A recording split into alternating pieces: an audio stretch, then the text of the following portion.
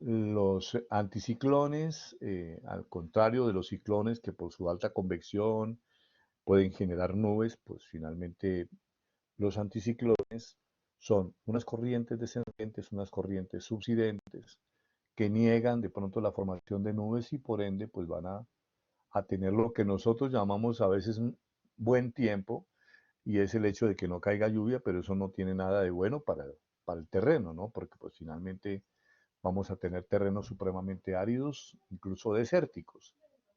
Entonces, las bajas presiones terminan siendo amigas de eso que a veces llamamos mal tiempo, que son las lluvias, ¿cierto? La alta humedad y contrario sucede con los anticiclones. Vamos entonces a irnos a un nuevo tema que es el tema de hoy. El tema de hoy nos va a hablar de la circulación general de la atmósfera y comenzamos sencillamente mostrando nuestro planeta, ¿cierto? De una manera diferente a como lo mostramos la primera vez que conversamos, cuando ustedes iniciaron su lectura sobre el planeta Tierra y se dieron cuenta de la inclinación de su eje, del tema estacional, de la exposición permanente que tiene la zona intertropical a la radiación y de la escasa exposición que tienen los polos a esa misma radiación. Incluso durante los meses en que nos hablamos del solsticio de verano o del verano en uno o en otro hemisferio, los polos correspondientes, así tengan mucha luz, ¿cierto? Meses de luz completa, pues el calentamiento no da cuenta de esa cantidad de luz, porque los rayos llegan supremamente inclinados y entonces consideramos los polos, tanto la zona ártica como la Antártida, los consideramos como los refrigerantes naturales de la atmósfera. Entonces, vamos a ver ahora, en términos de calentamiento, ¿cierto? ¿Cómo vamos a dividir nuestro planeta? Que es una nueva visión que le vamos a dar. Ya hablamos que las zonas polares son los refrigerantes naturales, es decir, tenemos las zonas polares como las zonas permanentemente congeladas, las zonas frías, y es una temperatura permanente, una temperatura propia. Tienen temperatura propia entonces los polos porque son los más fríos y tiene temperatura la zona intertropical, ¿cierto? Que se conoce como la zona tórrida. El término tórrido quiere hablar de cálido, de muy caliente de manera permanente. Esa zona tórrida o zona intertropical, ¿cierto? Que tiene un baño de sol permanente durante todo el año, ¿cierto? 12 horas de luz durante todo el año y una exposición a, porque es la única zona que finalmente recibe los rayos de forma perpendicular. Todo esto son recuerdos de lo que nosotros vimos anteriormente. Ahora bien, hay una zona templada, ¿cierto? Que no tiene temperatura propia. Observen ustedes, no tiene temperatura propia. La zona templada es como una zona de transición entre lo frío y lo cálido. Es una zona de transición entre lo frío y lo cálido. Y por esa razón tiene una particularidad. Y es que el límite superior de esta zona templada es el vecino del polo. Y al tener como vecino el polo, pues finalmente él te va a sentir cálido. No porque sea cálido, sino porque el polo es muy frío. Cuando mi vecino es muy frío, pues yo me voy a sentir cálido. Y lo mismo sucede con el límite inferior de esas latitudes medias, de esa zona templada. Ese límite inferior de la zona templada se va a sentir frío, pero no porque él sea frío, sino porque su vecino es el más cálido del planeta. Estamos comprendiendo eso. Ahora tengo yo una zona templada que se manifiesta como cálida cuando su vecino es muy frío y se manifiesta como fría cuando su vecino es muy frío. Esto en términos de presión, ¿qué significa? Lo muy frío significa muy denso y muy pesado y significa que hay una alta presión sobre la superficie. El aire pesa mucho, ¿ok? Y Lo cálido significa que es un aire más liviano, ¿cierto? Y al ser más liviano pesa poco sobre la superficie y nosotros lo consideramos como un área de baja presión. En vista de eso, observen ustedes que lo muy cálido es la baja presión por excelencia, lo muy frío, la alta presión por excelencia, pero luego hay una combinación de bajas y altas, ¿cierto? Que tienen que ver con esa vecindad, ¿cierto? Vecindad que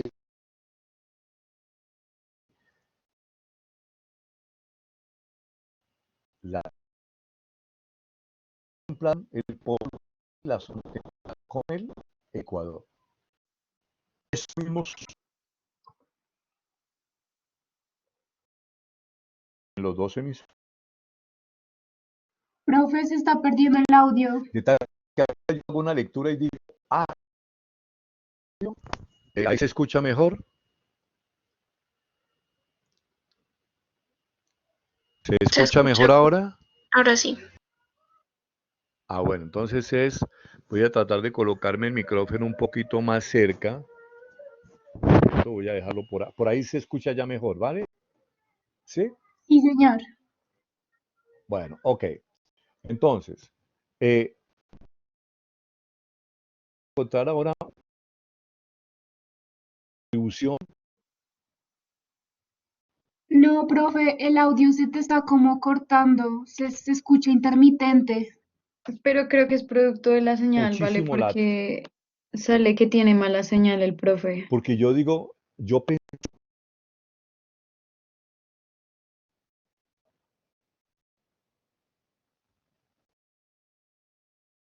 que tiene más un par de minutos.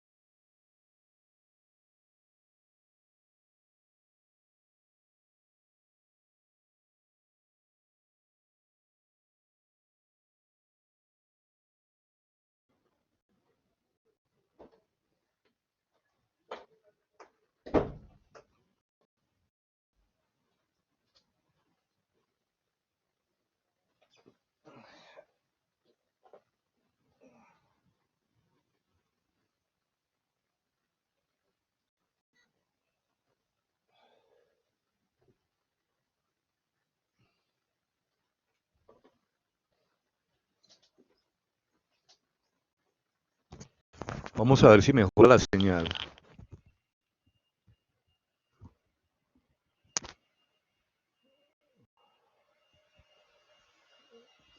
Ustedes me dicen si mejora la señal. Sí, profe, ahí te estamos escuchando bien, solo que a veces como que se te corta el audio y se va la señal. Ah, bueno, entonces estamos permanentes. Traje acá el sensor del internet. Me lo traje para este lugar. ¿Listo? El sensor del internet. A ver si con eso mejora la señal. ¿Ya está mejor? Sí, Pues señor. sí, mucho mejor. Bueno, ok. Listo. Vamos entonces a continuar. Voy a hacer un ingreso de audio. Ok. Listo. Ahí sí ya está ingresando bien. Lo estoy viendo acá con buena señal. ¿Listo? Correcto. Bueno, entonces les decía a ustedes que veo como maravilloso, es decir, esto es una escena muy interesante.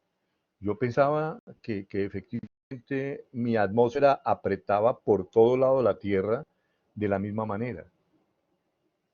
Pero miren qué perfección. Observen ustedes ahora que hay una distribución de los sistemas de presión que me dicen, no señor, la atmósfera no tiene la misma presión sobre la Tierra, ¿cierto? En todos sus puntos. Ahora resulta que si ustedes continúan colocándole aquí, hay hay una como una distribución de alta, baja, alta, baja, alta, baja, alta, baja, alta, baja, ¿cierto? Alta, baja, es decir, tengo una distribución supremamente especial, algo, es una fantasía lo que sucede ahí.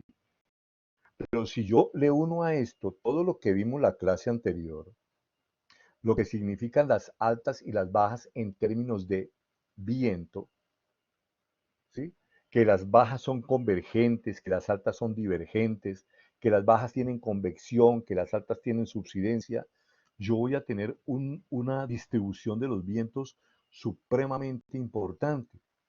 Miremos esa relación que hay entre las altas y las bajas, ¿ok? Entre las altas y las bajas presiones. Es decir, vamos a situarnos, para que ustedes vean dónde vamos a situarnos entre esta baja y esta alta, ¿vale?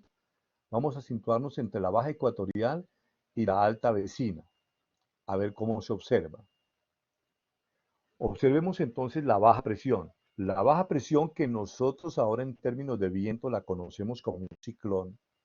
Y le hemos dicho ciclón porque no solamente está alrededor de las bajas o les pertenece a las bajas, sino que tiene un movimiento, tiene un desplazamiento que es del mismo sentido de la rotación de la Tierra, pero que además es convergente, pero que además está acompañada de una convección permanente, ¿cierto? Es un sistema muy, muy importante que está sobre esta zona ecuatorial. Pero miren lo que va a suceder acá. Voy a tomar la troposfera, que es la primera capa de la atmósfera donde estamos nosotros viviendo todo el concepto meteorológico, y aquí en la parte alta vamos a recordar que aparece la estratosfera. Y la estratosfera es una zona caliente, ¿cierto? O más cálida, ¿no? Digamos, no es una zona caliente, es una zona de más cálida que el límite superior de la troposfera. Porque recuerden ustedes que en la troposfera la temperatura desciende, desciende, desciende, desciende, hasta tomar valores entre menos 60 y menos 70 grados centígrados. Pero encima de ella está la estratosfera que se calienta por efectos de la fotodisociación, el tema del ozono. De tal manera que este aire que está aquí es un aire supremamente frío que no va a poder pasar, no va a poder pasar por densidad. Y entonces, ¿qué sucede? Cuando se da la convección, el aire sube, sube, sube, pero aquí se va a encontrar atrapado porque él no puede pasar. Él no puede pasar porque es supremamente frío y por densidad no va a poder pasar. ¿Y qué se acumula? Se acumula, se acumula y se me forma un sistema de alta presión aquí en altura. Algo que reconocemos en este momento, encima de las bajas presiones que nosotros ubicamos latitudinalmente, encima de las bajas presiones vamos a tener nosotros un sistema de alta presión que es el sistema receptor de todo lo que del aire que hace convección. Y si es una alta presión, hay divergencia, hay divergencia. Entonces uno dice, uy, hay divergencia y ese aire que se separa de la alta presión, ¿para dónde va? ¿Para dónde va? Vamos a mirar, vamos al vecino. El vecino es un anticiclón, es decir, es un centro de alta presión en el que el aire se mueve en sentido contrario al de la rotación de la Tierra, pero que además es divergente. Y es divergente porque las altas tienen que ir a llenar las bajas. ¿Ok? Pero si las altas están llenando las bajas, se me están desocupando. ¿De dónde se alimentan las altas? La única forma de alimento de las altas es desde arriba, desde arriba. Y esa columna de aire frío y pesado, ¿ok? Desciende en un movimiento que ahora conocemos como subsidencia, que lo mencionamos en la clase anterior, subsidencia. Entonces, si hay desprendimiento de arriba, si hay descenso de grandes masas de aire por subsidencia, esto se me está desocupando. Es decir, aquí se me está formando una baja presión. Y lo mismo que sucedió con las bajas, que ahora tienen altas presiones en altura, ahora que las altas superficie tienen bajas presiones en altura. Ahora entonces ya sabemos a dónde va a parar el aire que hace divergencia acá. Este aire que hace divergencia va a parar aquí, a llenar, a alimentar de manera permanente las bajas. Eso es una cosa fantástica. Es decir, nosotros ahora tenemos una circulación que nos permite sencillamente que el aire se mueva al interior de la troposfera, ¿cierto? Llenando las bajas, alimentando las altas, alimentando las bajas, ¿cierto? Desprendiéndose de las altas. Hay un sistema circulatorio que se forma entre cada una de estas parejas. Esta circulación que hay aquí, esta circulación general que se da entre altas y bajas son anillos. Anillos que van a tomar nombres, dependiendo de la ubicación y dependiendo de quién los descubrió. Ahora me voy a ir con esta teoría, ¿cierto? De la circulación.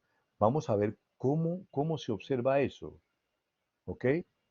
Bueno, antes miremos acá, recordemos una imagen de una baja presión con su circulación en el sentido de la Tierra y acompañada de convección, una alta con su circulación,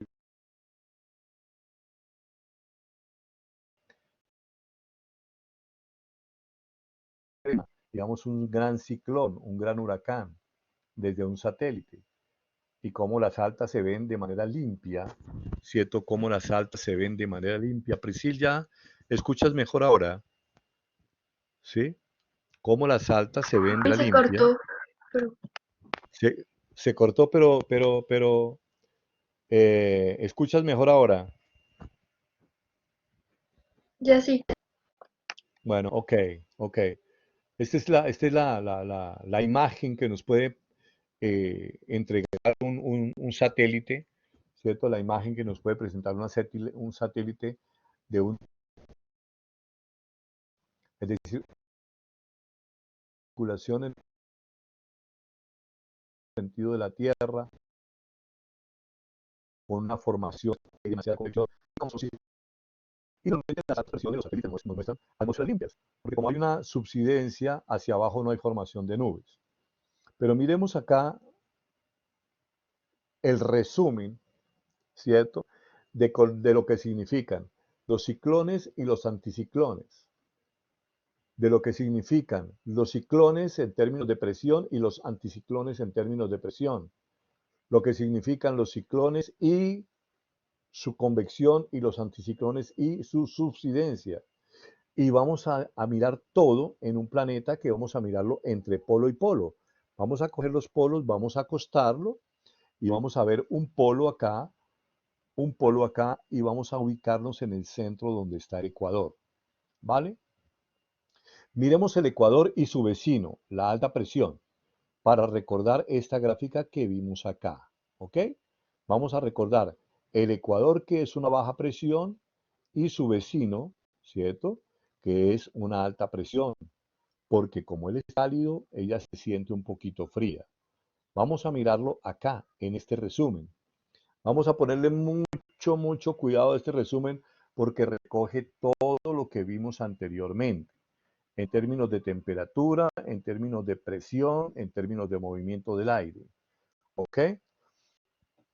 Miremos entonces. Dijimos que los polos, ¿cierto? Y el Ecuador son los únicos sectores o franjas del planeta que tienen una temperatura propia. Y esa temperatura propia se le entrega a la inclinación del eje terrestre, que hace que la zona intertropical sea la única zona de recepción de rayos solares de manera perpendicular y de manera constante. Y los polos, aunque tengan periodos de verano, el Sol llega tan supremamente inclinado y por albedo se escapa tanto que van a permanecer siempre por debajo de 0 grados centígrados.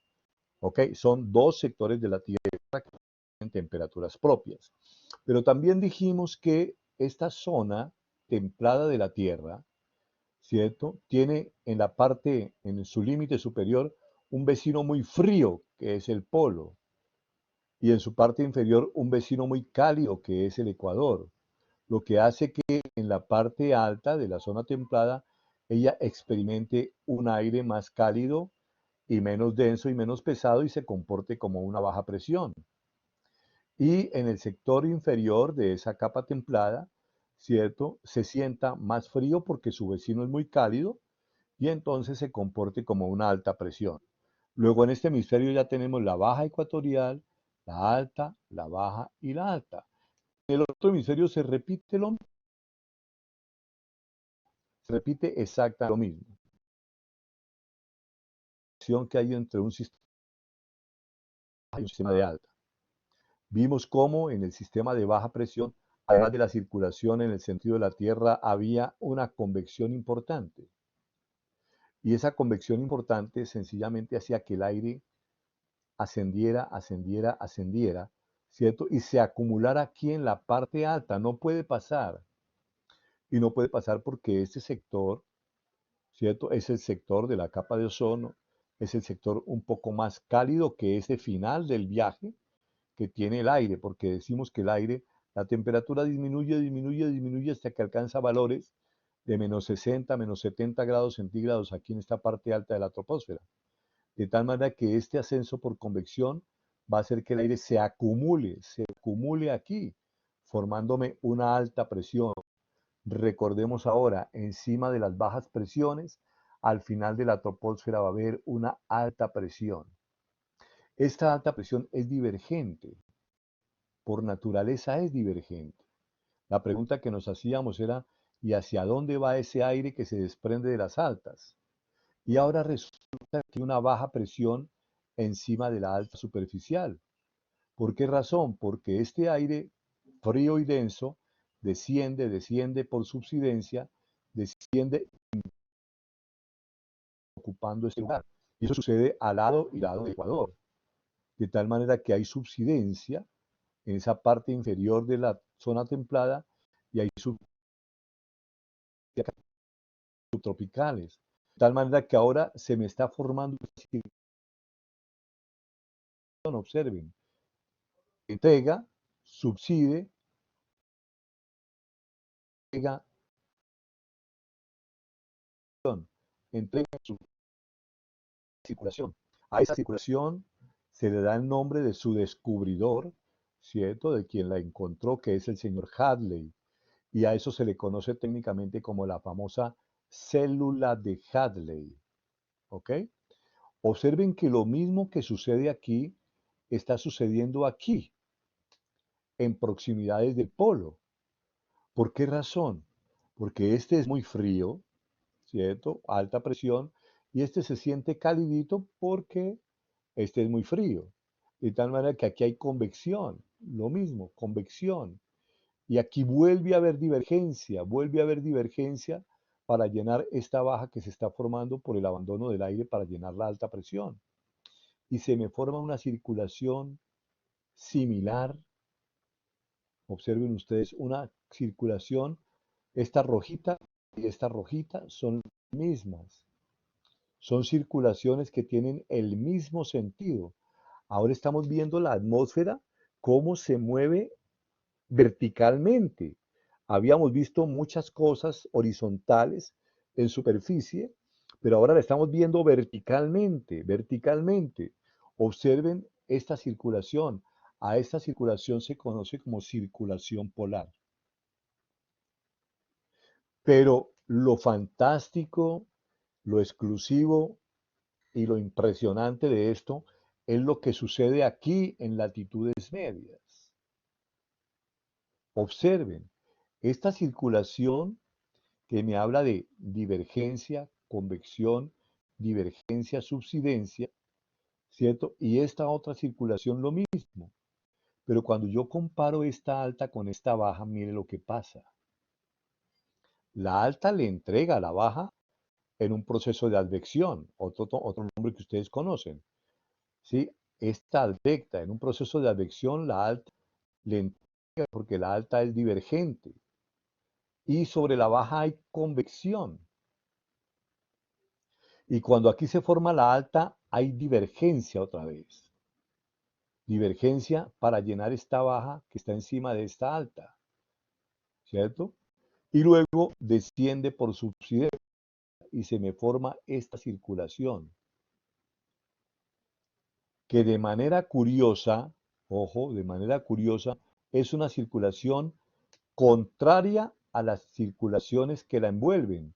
Aquí hay una circulación de este sentido, lo mismo que acá, pero miren, esta circulación es contraria.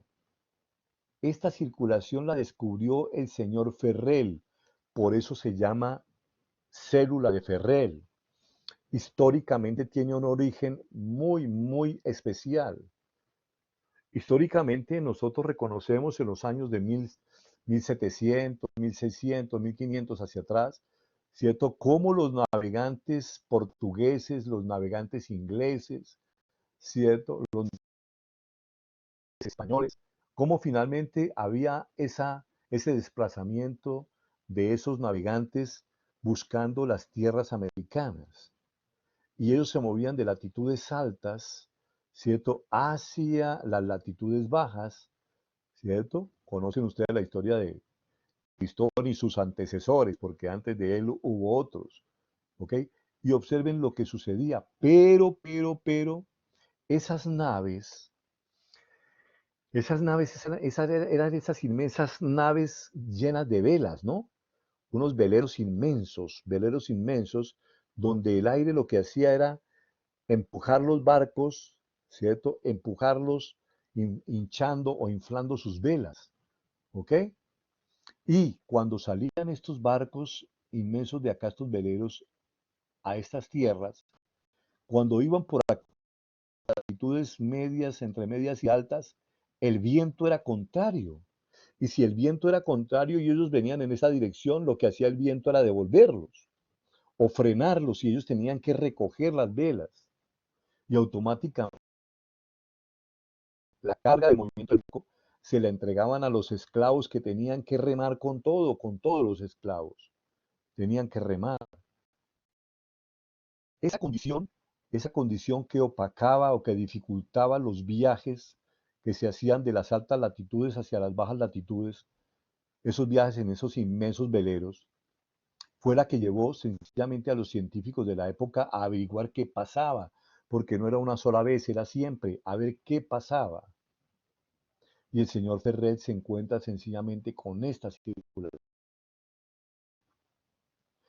Les digo que que es histórico porque finalmente a estas latitudes se les ha dado un nombre especial, se conocen con un nombre especial y ese nombre se deriva de lo siguiente. Cuando los barcos venían acá y se encontraban con estos vientos contrarios, para que les rindiera remar sencillamente a los esclavos, tenían que aliviar el peso, y no podían botar al agua la comida, ni podían botar al agua los esclavos, porque si no los hubieran botado, pero eran los que remaban. ¿Qué podían botar que pesara? Botaban los caballos. Y estas latitudes entonces recibieron ese nombre, latitudes de los caballos, porque finalmente era donde forma en que se aliviaba el peso para que los remeros pudieran sencillamente continuar su avance y su viaje hacia las Américas. Ya vamos a ver una imagen ahora donde aparece el nombre de esas latitudes. Pero bueno, el señor Ferrel encuentra eso. Ahora tenemos todos estos nombres, ¿cierto? Tenemos la convección, tenemos la advección, tenemos la subsidiación, la divergencia sobre las altas, ¿sí? Tenemos las células, tanto de Ferrel como de uno del otro, tenemos la rotación del aire alrededor de las bajas presiones en el sentido que se mueve la Tierra, dándonos origen al ciclón, tenemos los anticiclones con una circulación contraria, es decir, toda la información que hemos recogido entre temperatura, que me habla de la densidad y el comportamiento de la temperatura, presión, viento, todo está sencillamente acá, centrado sobre ese famoso gráfico. ¿Ok? Dejemos eso allí un momentico y miremos cómo nosotros trabajamos o cómo encontramos el comportamiento espacial del viento, cómo finalmente encontramos la forma como él se mueve y a la velocidad que lo hace en las cartas o en los planos o en los gráficos que nos entregan sencillamente los meteorólogos. ¿Cómo hacemos nosotros para para reconocer sencillamente la dirección del viento. Cuando nosotros hablamos de la distribución espacial de la radiación, hablamos de isohelias, en la temperatura hablamos de isotermas, en la precipitación hablamos de isoyetas, en la humedad hablamos de isohumas, en la presión hablamos de isobaras. ¿Aquí de qué hablamos? Aquí hablamos de isotacas en términos de velocidad y hablamos de isogonas en términos de dirección. También se les llaman isovelas por la historia que les acabo de comentar. Los grandes barcos de vela se movían con la fuerza del viento. ¿Ok? Pero tenemos entonces unas isolíneas de velocidad y unas isolíneas de dirección. Pero estas dos se combinan a la hora de hacer el ploteo de los vientos. Esas dos se combinan a la hora de hacer el ploteo de los vientos. Ploteamos los vientos sobre las cartas. ¿Ok? Porque observen acá, ustedes detenidamente, miren muy bien la imagen, que estas cartas están llenas de barbitas de estas. Llenas de las miles de estaciones, que reportan información, ¿cierto? Aquí tenemos, tenemos a España, tenemos a Francia, tenemos a África, ¿cierto? Este es un sector de Europa, ¿cierto? Aquí se ve mejor, se ve Portugal, se ve España, se ve Francia, se ve Italia, se ve África, es decir, es un sector del planeta Tierra. Sobre él hay un sinnúmero, miles de estaciones meteorológicas reportando dirección y velocidad del viento. ¿Ok? ¿Cómo se hace? ¿Cómo se hace? A ver, yo voy a imaginarme acá una estación meteorológica. Voy a imaginarme el aeropuerto El Dorado, que es conocido por todos. Voy a imaginarme el aeropuerto del Dorado y el aeropuerto del Dorado sencillamente va a ser ese punto en el mapa. ¿Sí? El aeropuerto El Dorado va a ser ese punto en el mapa. ¿Listo? Ok. Ahora yo sobre ese aeropuerto, aquí en el aeropuerto El Dorado, voy a hacer unas lecturas de viento para que ustedes vean cómo se plotea el viento sobre las cartas. Originalmente, en el tema aeronáutico, esto se plotea en nudos, pero yo lo voy a mencionar en metros por segundo porque y en los trabajos que se hacen con campos de superficie, hablamos siempre de metros por segundo, ¿vale? Voy entonces a comenzar a dibujar cosas. Voy a dibujar, ¿cierto? Sencillamente una linecita que no tiene barbitas, la ven allí. Esa es la manera como nosotros, quienes hacemos análisis de vientos, graficamos las calmas. Así, solamente el palito, no tiene velocidad, luego es solamente el palito. ¿Ok? Ahora voy a dibujar un viento del noreste con 5 metros por segundo. Voy a dibujar un viento del noreste, ¿cierto? Con 5 metros por segundo.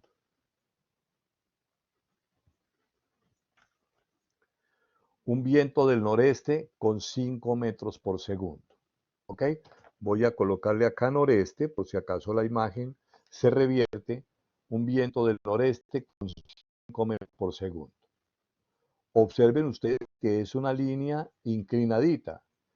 No es una perpendicular, sino es una línea inclinadita sobre la dirección del viento. Ahí hay 5 metros por segundo. Es la manera como nosotros colocamos 5 metros por segundo. Le colocamos la barbita, pero la barbita inclinada, porque si la coloco recta se me puede confundir con una velocidad de 10 metros por segundo. Voy entonces a colocar del este, voy a colocar del este, ¿sí? Voy a colocar del este una velocidad de 10 metros por segundo. Una velocidad de 10 metros por segundo del este. ¿Ok? Pero ahora voy a utilizar las de 5 y las de 10. Voy a utilizar una velocidad del sur, un viento del sur, ¿cierto? Voy a utilizar un viento del sur con 35 metros por segundo. Un viento del sur con 35 metros por segundo. ¿Listo? Ahora voy a un viento del oeste. Un viento del oeste, ¿cierto? Con 50 metros por segundo de velocidad. Un viento del oeste, un viento del oeste con 50 metros por segundo. ¿Ok? Y finalmente voy a ubicar un viento del noroeste con 85 metros por segundo.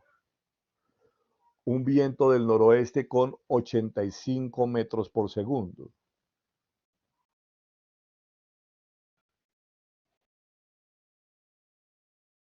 De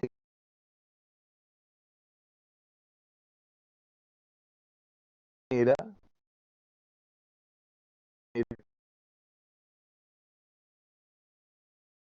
que no permitirían el análisis. Pero una vez yo tengo ploteados, observen ustedes la cantidad de barbitas que hay aquí. Hay unas con 2 rayitas, ¿cierto? Hay unas con un triangulito relleno por aquí arriba, con rellenito y otras barbitas, ¿cierto? Es decir, cada flechita de esas con sus barbitas, cada línea con sus barbitas está representando un valor de vientos que fue sencillamente ploteado y enviado a la base de datos. Cuando yo voy a hacer el análisis, lo primero que me fijo sencillamente es en la dirección que tienen las barbitas, ¿cierto? Antes que la velocidad es la dirección. Y entonces yo observo que van a seguir ustedes el cursor y verá que las barbitas todas tienen esa dirección, esta dirección. Por aquí comienzan a subir, comienzan a subir, comienzan a subir. Por aquí se comienzan a comportar como de este lado, fíjense, de este lado. ¿Ok? Entonces yo me imagino que este viento es un viento que está circulando de esta manera, que está circulando de esta manera.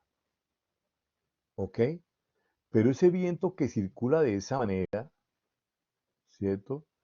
Bien pudiera ser un ciclón, como en este caso que estamos en el hemisferio norte, pero imagínense ustedes que estuviéramos en el hemisferio sur. Esa circulación no sería ciclónica, sería anticiclónica. Porque recuerden ustedes, ¿cierto? Con la tarea que tenían, recuerden ustedes que la atmósfera ve circular la Tierra en un sentido, en un hemisferio y en otro sentido, en otro hemisferio. Si fuera un ciclón, ¿qué pasaría? Como en el caso de este del norte. Si fuera un ciclón, el aire iría hacia adentro porque hay convergencia. Entonces mis trazos serían como una espiral que va hacia adentro hasta que se encuentra aquí con el centro. Pero si fuera una alta presión, este mismo movimiento en el sur sencillamente sería un movimiento divergente, es decir, yo tendría que partir de adentro y luego irme desenrollando en el espiral, ¿cierto? Hacia afuera. ¿Ok? Todos esos conocimientos que nosotros tenemos acerca de lo que es un ciclón convergente, un anticiclón divergente, la dirección que toma el viento sobre un ciclón o sobre un anticiclón, es decir, sobre una baja o sobre una alta. Es una información supremamente importante, ingenieros ambientales, por Dios. Ustedes, ¿qué piensan ustedes? ¿Qué es lo que mueve los contaminantes? El viento. El viento, si yo voy a hacer un estudio de dispersión, de concentración, de no movimiento, de impacto sencillamente de las contaminantes, ¿cuál es mi base científica? El viento. Tengo que hacer un estudio de el viento, la temperatura, la densidad, todo, pero el viento es el vector conductor. ¿Ok? Entonces hay que tener muchísimo cuidado en esto. Ustedes no van a hacer cartas de altura de estas, porque estas son cartas de meso y macroescala. Pero ustedes sí se van a mover con cartas de escalas más pequeñas. Por ejemplo, esta escala local. ¿Saben ustedes de dónde es este mapa? Este mapa es Bogotá. Aquí está la cordillera oriental, allá donde está la Universidad de La Salle. Este es un mapa de Bogotá en dos horarios distintos. Y este mapa corresponde, esto fue hecho en el 2008, ¿cierto? Quien entonces vivía, el ingeniero Emilio Collante, que ya murió, y entonces pues finalmente no sé quiénes actualmente estarán operando con eso, pero la idea finalmente es que los estudios de calidad de aire y todo se hagan de una manera muy, muy, muy, muy, muy consciente de lo que está sucediendo, muy consciente de lo que está sucediendo. Miren lo que sucede en horas de la mañana, las corrientes que tienden a ir justamente hacia el oeste, visto donde se acumula exactamente la contaminación, donde por enfriamiento también hay inversiones y todo. El tema es muy climático, el tema de la contaminación no tanto tiene que ver con saquemos todos los automóviles de concurso y cosas de esas, pero finalmente de eso hemos hablado en el curso. ¿Listo? El señor Emilio Collante hace un estudio para ese año 2008, afortunadamente tengo yo los resultados, ¿cierto? Un estudio donde él hace el trazo de las isolíneas de viento, estos son campos de viento. Estas isolíneas tienen dirección y tienen velocidad, porque si ustedes leen acá, se habla de viento resultante. Son isolíneas construidas con las resultantes del viento. Por eso ustedes van a aprender vectorialmente a hacer las resultantes del viento.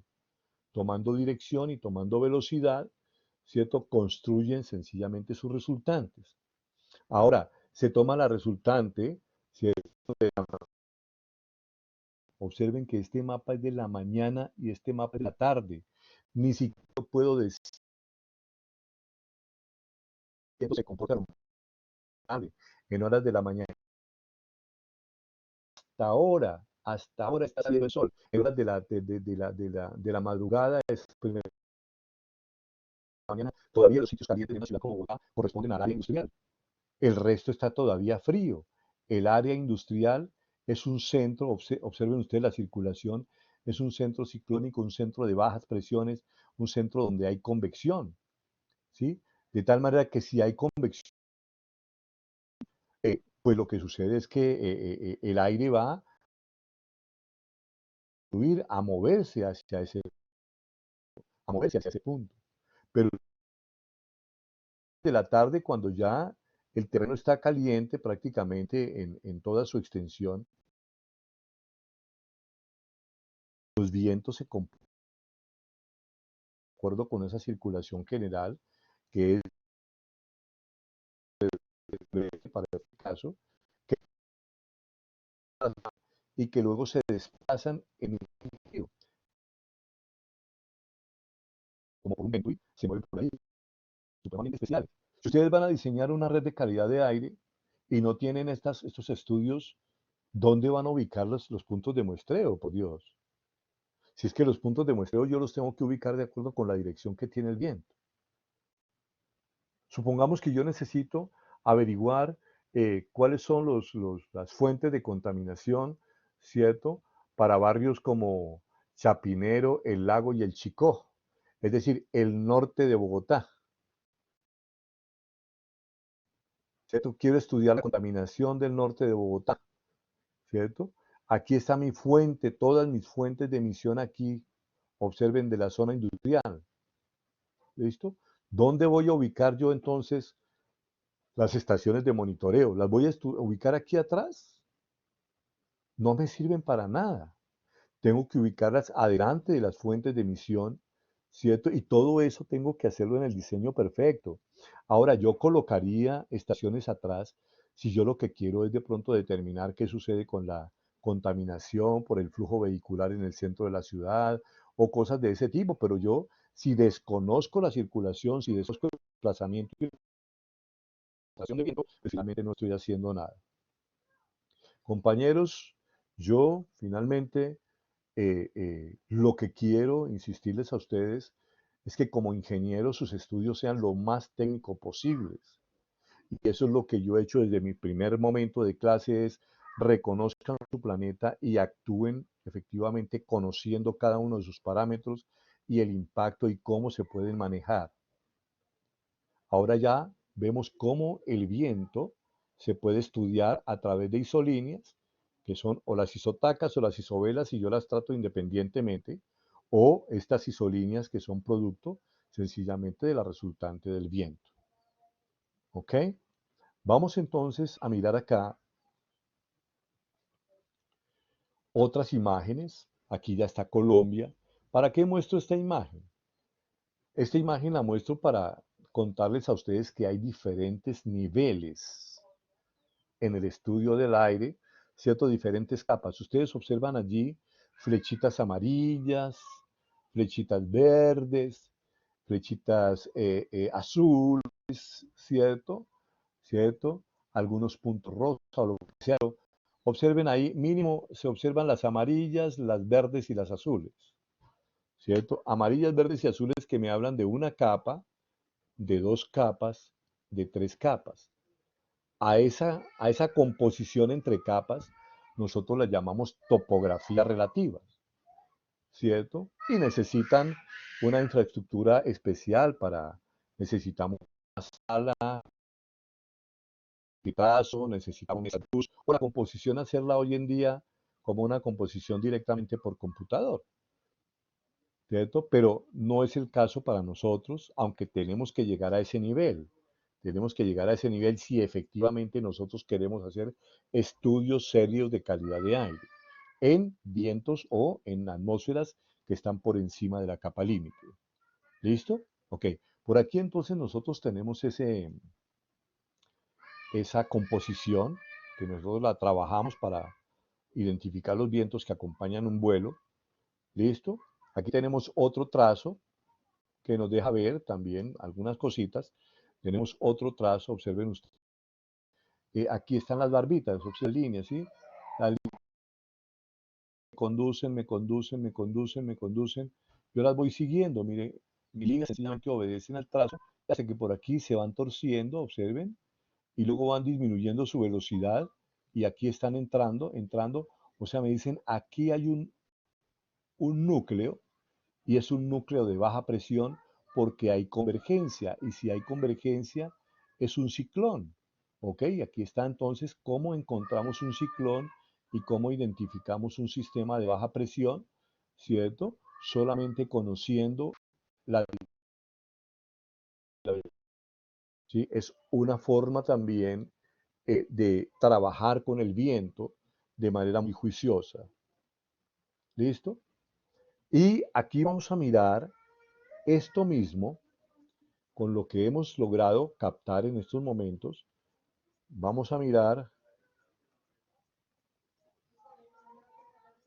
esto mismo, este resumen que tenemos acá, que lo tenemos como en forma lineal para poder establecer las circulaciones que el viento tiene, ¿cierto?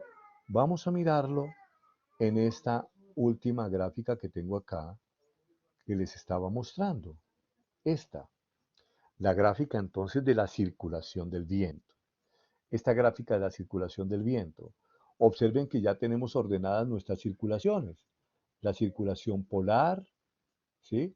La célula de Ferrel, la célula de Hadley en el norte, la de Hadley en el norte, la de Ferrel en el sur y la polar en el sur, y las tenemos alrededor de la Tierra. Es una fantasía, ¿sí o no? Es una cosa fantástica ver cómo el aire circula por sectores, por anillos. Y yo pensaba que la atmósfera toda sencillamente abrazaba mi planeta y me lo apretaba de la misma manera. Y ahora miren, miren cómo se observa la cosa. De acuerdo con estas líneas, de acuerdo con Hadley, los vientos irían del sur hacia el centro y del norte hacia el centro. Es decir, ellos tienen que encontrarse aquí en la zona ecuatorial vientos del norte y vientos del sur. ¿Ok? Vientos del norte y vientos del sur. Pero miren cómo están dibujados. Torciditos noreste y torciditos sureste. ¿Por qué esa desviación de los vientos? A ver, alguien que me responda por allá, ¿por qué esa desviación de los vientos? Por la fuerza de Coriolis. Exactamente, por la fuerza de Coriolis. Entonces observen cómo si yo de alguna manera desprecio alguno de los conocimientos que en clases anteriores o que en módulos anteriores se dieron, pues yo me voy. Y esto no es un dibujo, esta es la respuesta, es un gráfico finalmente que encierra todo. Estos vientos que tienen componente este se conocen como vientos levantes. ¿Por qué levantes? Porque el sol levanta por el oriente y el sol sencillamente se pone o se oculta por el occidente. Por eso estos vientos que son del oriente, de componente nororiente, suroriente, se conocen como levantes. Y este contrario que obedece a la célula de Ferrel, este desobediente que hay aquí, porque observen que todos estos, pero este es un desobediente, lo mismo que este. Corresponden a las células de Ferrel, a ellos se conoce como los ponientes. Y estos vientos son predominantes en latitudes entre medias y altas. En la parte, por ejemplo, aprovechando que está Presil por ahí, en la parte centro y norte de Francia, en la parte del Reino Unido y en Canadá y todo lo que está por ahí arriba, los vientos ponientes son los vientos predominantes. A veces no se experimenta así porque están los Pirineos, porque están grandes cordilleras que los desvían, pero los vientos por encima de la capa límite finalmente tienen esta componente para esas latitudes. Y para nosotros ya estamos cansos de hablar de los alisios del noreste y los alisios del sureste. Es decir, son los vientos que nos acompañan a nosotros. Ahora, en medio de una gran ciudad donde hay tantos edificios y tantas montañas y el viento tiene que moverse ahí por turbulencia, uno no lo capta, pero son las corrientes que nos acompañan a nosotros. Este es entonces el dibujo actual. Antiguamente se veía así. Este solamente lo muestro acá cómo se veía, digamos, hace 80, 100 años en las publicaciones que habían. Sencillamente se decía que el viento se movía entre los polos y el ecuador, entre los polos y el ecuador, y tenía sencillamente esta circulación entre los polos y el ecuador, ¿cierto? Hasta que llegó el señor Ferrel y se puso a estudiar qué era lo que sucedía aquí y se encontró con esta famosa circulación, la circulación de Ferrel, ¿ok? Y eso nos complementa algo tan hermoso como esto. Se lo regalo a ustedes. Ese es su planeta, el planeta que vieron ustedes esquemáticamente en las primeras clases, ese planeta que les causó tanto dolor de cabeza por tantos términos raros allá de meridianos y de paralelos y de solsticios y de cosas de esas, ¿cierto? Pues ahora está aquí. Observen ustedes la atmósfera, cómo envuelve en medio de anillos, anillos envolventes, anillos de circulación, cómo finalmente termina la Tierra eh, eh, eh, eh, recibiendo la influencia del viento y de la presión. La tonalidad roja me habla de la zona tórrida, la tonalidad amarilla, entre amarilla y naranja, me habla de la zona templada, que tiene una zona más naranjita en la parte sur porque, ¿cierto? Y tiene una más frita aquí, pero bueno, ella se siente cálida con su amigo el polo y se siente fría con su vecino el Ecuador. Miren los alisios y observen lo que dice aquí alguien que traduzca esta cita que dice aquí. Alguien que me la traduzca y me la escriba ya. Los caballos de latitud, Para ¿no? ver, a ver, alguien que me la escriba ya para que todos la observen, para no sentirme yo solo, para sentirme que el cuento se lo estoy contando a 21 personas, a 20 en este momento. ¿No tienen cómo escribir? A ver, un chateíto ahí. ¿Qué traduce eso? Latitud de caballo o algo así, ¿cierto? Pero como es en plural, caballos de latitud. Y si lo invertimos, latitud de los caballos. ¿cierto? Latitud de los caballos, perfectamente. Les había contado a ustedes que estas latitudes, ¿sí? Latitudes de los caballos, finalmente habían sido el origen del estudio de Ferrel, que era donde tenían los barcos, los veleros que abandonar sus caballos para poderse mover cuando los vientos comenzaban a comportarse de manera contraria, ¿cierto? Perturbando sus viajes. Pero miren esa belleza, ubicando la zona de convergencia, ¿cierto? Las bajas ecuatoriales, las altas subtropicales, la celda de Hadley, ¿cierto? Esa celda aquí, las latitudes subpolares, ¿cierto? La celda polar que está aquí. Están todos los nombres que nosotros hemos visto que había que sumárselos a ciclón, anticiclón, convergencia, divergencia, ¿cierto? Convección, subsidencia, todo lo que ustedes conocen, ¿ok? Todo ese río está metido aquí. La historia es esta para ustedes, este es su planeta. Ahora todo lo que tienen que hacer es inclinarlo un poquitín y tienen ustedes que les entregar, ¿cierto? Para administrarla. Hoy en día está muy de boom, volvió a resurgir el boom, ¿no? Y es el amor que nosotros vamos a comenzar a entregar a esa fantasía que nos fue a nosotros dada para que administráramos, ¿cierto? Y que viene sencillamente siendo destrozada, pero que ahora nos está haciendo falta. Quisiéramos salir al campo, quisiéramos ir a ver el árbol, quisiéramos ir a ver la quebrada, quisiéramos ir a ver la montaña, quisiéramos ir a disfrutar las aves, a ir a disfrutar todo eso que se nos había olvidado que existía. Y si no es por un llamado de estos tan supremamente terrible, pues finalmente no estaríamos mirando nuevamente al Creador y nuevamente la fantasía de su creación, que es esta que se nos entregó. ¿Ok? Por allí entonces vamos a estar saliendo de esta circulación general de la atmósfera, ¿cierto? Saliendo de esta circulación general de la atmósfera. Notas sobre esto hay en el blog. El blog está acompañado de todas estas notas, pero además está acompañado de un tema que es el tema que voy a introducir. Lo voy a introducir solamente en 15 minutos, ¿cierto? Para que vayamos a comer algo y prepararnos para el tema de la tarde, ¿sí? Pero voy a hacer la introducción de nuestro penúltimo módulo, que es todo lo de estabilidad, y nos quedaría pendiente estabilidad e inversiones. Es decir, 2 semanitas de estabilidad o semana y media, y luego inversiones y se acaba. ¿Ok? El 1 de mayo, como es viernes festivo, pues entonces allí tenemos una clasecita menos, o sea que la clase de finales de abril, comienzo de mayo, solamente tenemos una, ¿sí? La otra clase no la vamos a tener, pero bueno, se nos van a ir estas 2 semanas, terminando, las 2 semanas que siguen, terminando nuestro tema y preparándonos para el examen.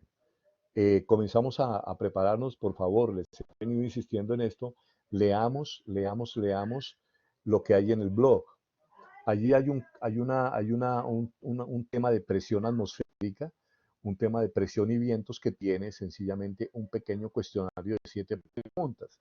Váyanlo alistando. Ese cuestionario perfectamente pueden irlo alistando. ¿Qué otra cosa pueden hacer? Por favor, lean el blog en los lineamientos para la Rosa de los Vientos. Son solo 4 paginitas, aquí no hay nada extraordinario.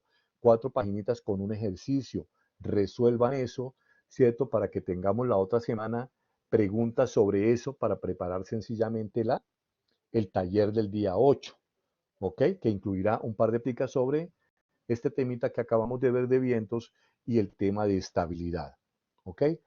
Vamos entonces aquí a colocar la presentación de estabilidad, solo un par de diapositivas de recordación. Sí, solamente vamos a recordar un par de temas, ustedes finalmente los lean y se preparen con eso para la próxima semana. ¿Listo? Se preparen con eso para la próxima semana. El tema que vamos a abordar es el tema de estabilidad. ¿Ok?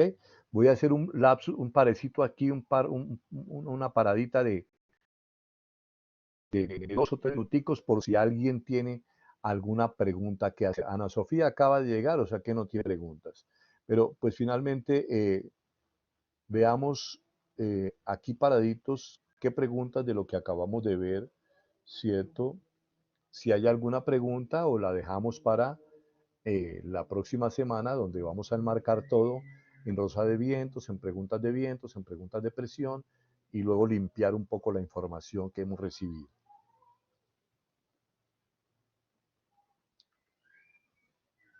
Bueno, ¿qué necesitamos nosotros recordar o qué necesitamos nosotros repasar para el capítulo de vientos? Perdón, para el capítulo de estabilidad. ¿Qué necesitamos? Y yo les voy a mostrar esta primera diapositiva. ¿Listo?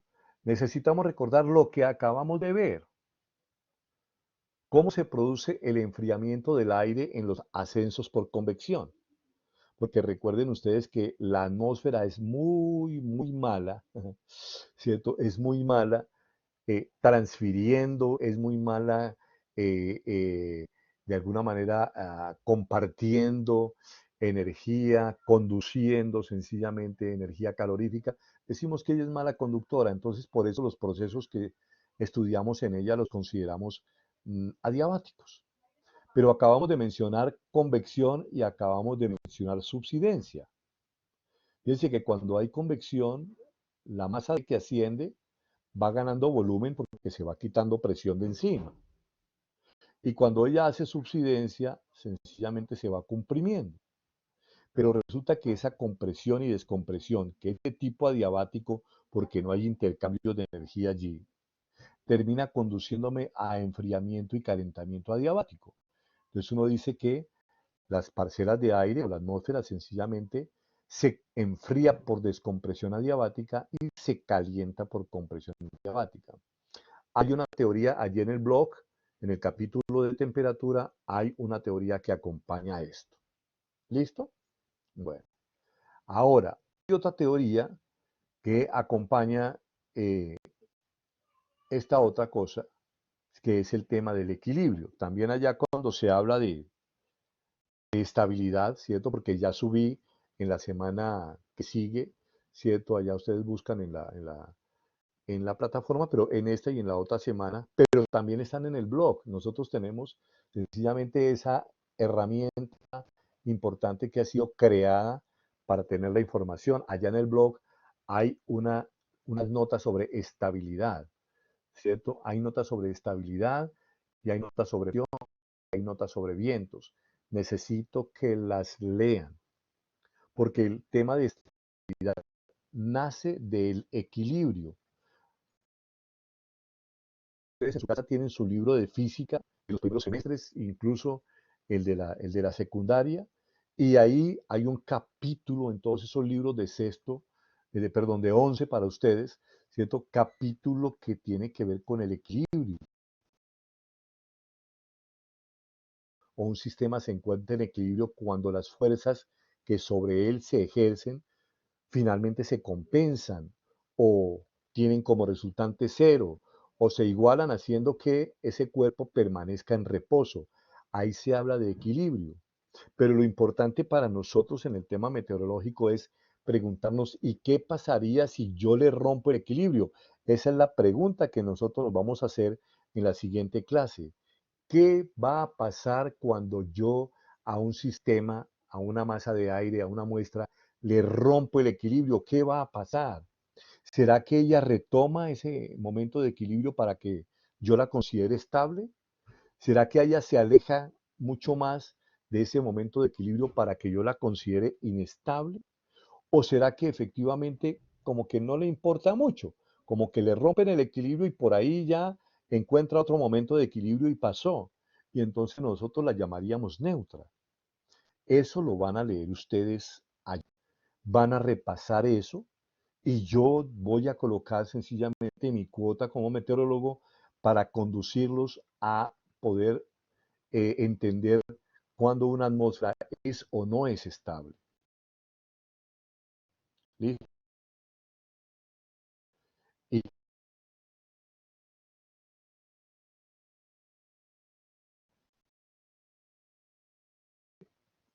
último muestro, por fin, desobediente, pero ahí está. ¿Listo? Y es esta. No voy a mostrar esto de 500 hectopascales, que es muy arriba.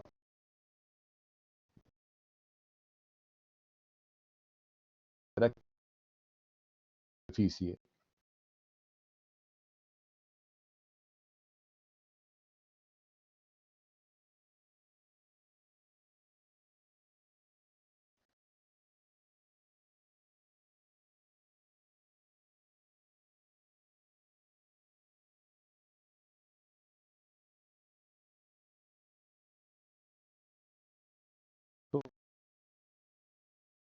Para recordar,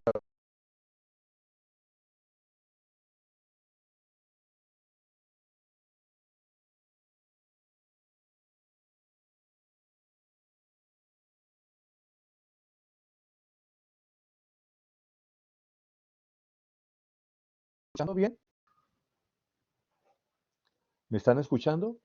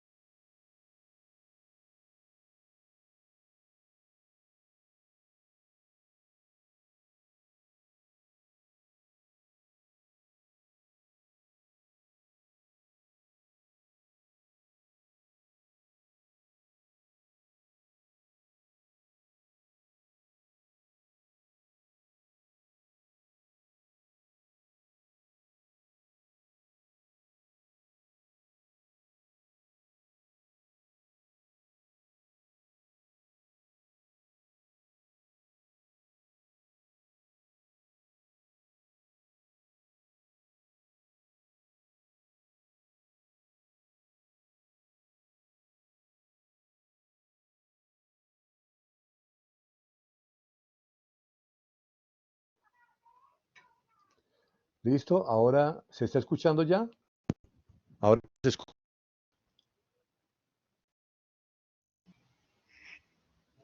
Ya sí, escuchamos bien.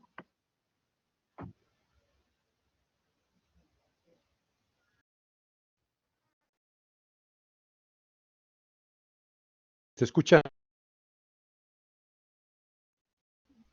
Sí, ya se escucha, profe.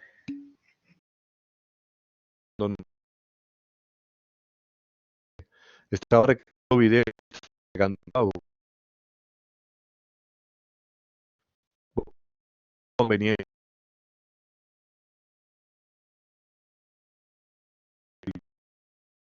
Decía, cuando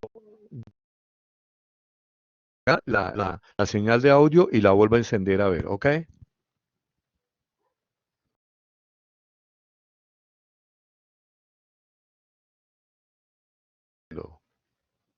¿Ok? Ya ingresó la señal. ¿Cómo está la señal ahora? ¿Cómo está la señal en este momento? Y ahora ¿Cómo sí se está la escucha mejor, señal? profe. Bien, ya se escucha mejor. Bueno, ok. Bueno, ok. Solamente nos quedan un par de minutos y nos despedimos. Es decir, ya habíamos dicho que esta diapositiva prácticamente era lo último. Decimos un par de cosas y nos despedimos. Les estaba recordando el capítulo de todos los capítulos. En el capítulo de temperatura, nosotros hablamos de gradiente térmico vertical, es decir, la forma de altura.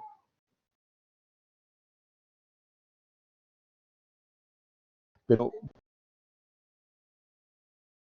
los gradientes térmicos también observamos que el aire en gradiente disminuye menor gradiente. El mayor humedad me retiene más la energía calorífica. la energía calorífica, haciendo que el gradiente disminuya. Observen ustedes acá la temperatura. La temperatura de esta parcela está entre -10, 0, 10,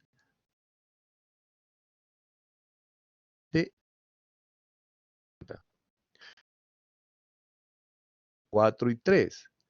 Es decir, en la medida en que la parcela es más cálida, parece que el gradiente disminuye. Yo voy a tomar una parcela y la voy a ir calentando.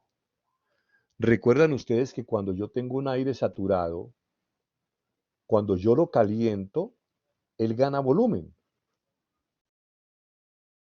Cuando yo lo caliento, él gana volumen, le entra más vapor.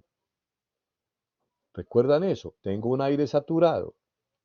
Si yo lo caliento, aumenta volumen y le cabe más vapor. Y al caberle más vapor en la medida en que yo lo caliento, ¿cierto? Esa humedad que yo le estoy introduciendo retarda el enfriamiento, retarda el enfriamiento. Por esa razón, en la medida en que yo caliento la masa de aire y le entra más vapor, el gradiente disminuye. ¿Ok? El gradiente disminuye. Por eso yo les decía a ustedes, tenemos que repasar gradientes, tenemos que repasar compresión y descompresión adiabática, tenemos que repasar equilibrio, ¿cierto? Como hay dificultades en el audio, afortunadamente ya terminamos con esta diapositiva. Yo los dejo a ustedes repasando esos temas, ¿cierto? Incluyendo, lógicamente, lectura de Rosa de los Vientos, pero repasando esos temas para que la próxima semana preparemos el taller y comencemos a charlar sobre estos temas, ¿ok? Solamente me resta despedirme, me resta desearles un buen fin de semana, cuídense mucho, oremos mucho para que esto finalmente pase lo más pronto posible, ¿cierto? Para que sea iluminada la ciencia, para que nosotros también tomemos conciencia porque todavía hay gente por fuera que no la cree y que siguen haciendo mal, contaminando a los otros. Entonces todo esto finalmente que sea un conjunto sobre el cual nosotros de alguna manera pensemos este fin de semana. De mi parte, pues yo los bendigo, les doy muchas gracias y nos vemos y nos escuchamos y nos compartimos la próxima semana. ¿Ok?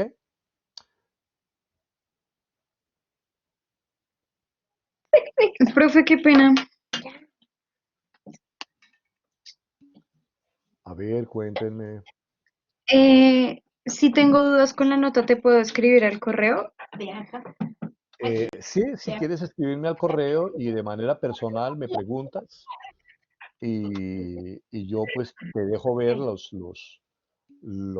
particularmente lo de la plataforma, ¿no? Que es lo que yo sobre eso no incido mucho, pero lo de la plataforma, ¿ok? Porque allí, como le digo, la plataforma te califica un acierto, dos aciertos, tres aciertos, cuatro aciertos, cinco aciertos y es muy drástica en ese sentido. Yo me la jugué con unas décimas adicionales, ¿cierto? Para todo el mundo, pero pues cualquier cosa finalmente me escribes, ¿vale? Muchas gracias, profe. Bueno, ok.